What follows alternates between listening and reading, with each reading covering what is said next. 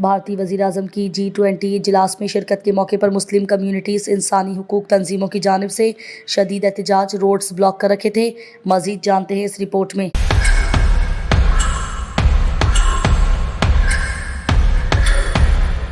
جنوبی افریقہ کے شہر پریٹوریا میں ایک بڑا پاور پیکٹ ایونٹ ہوا جس میں دنیا بھر کے ممالک کے سربراہان کی شرکت کے موقع پر G20 اجلاس میں بھارتی وزیر اعظم مودی میزبانی کر رہے تھے، جس پر ساؤتھ افریقہ میں مقیم پاکستانیوں، دیگر لوکل کمیونٹی، بین الاقوامی انسانی حقوق کے نمائندے اور کشمیریوں کی جانب سے بھارتی وزیر اعظم کی اجلاس میں میزبانی ختم کرنے اور نریندر مودی کے خلاف مقبوضہ کشمیر میں انسانی حقوق کی جاری خلاف ورزیوں پر ریلی کی شکل میں احتجاج ریکارڈ کروایا۔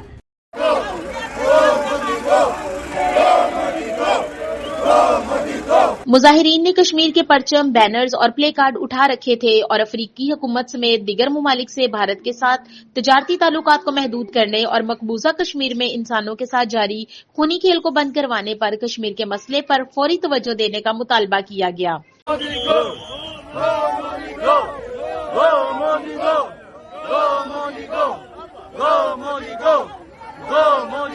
پاکستان ساؤتھ افریقہ ایسوسی ایشن کے رہنماؤں نے بھی بھرپور احتجاجی مظاہرے میں شرکت کرنے کا واضح پیغام دیا کہ ہم بھارتی وزیر اعظم کی جانب سے جاری انسانی حقوق کی خلاف ورزیوں پر ہر سطح پر حمایت جاری رکھیں گے۔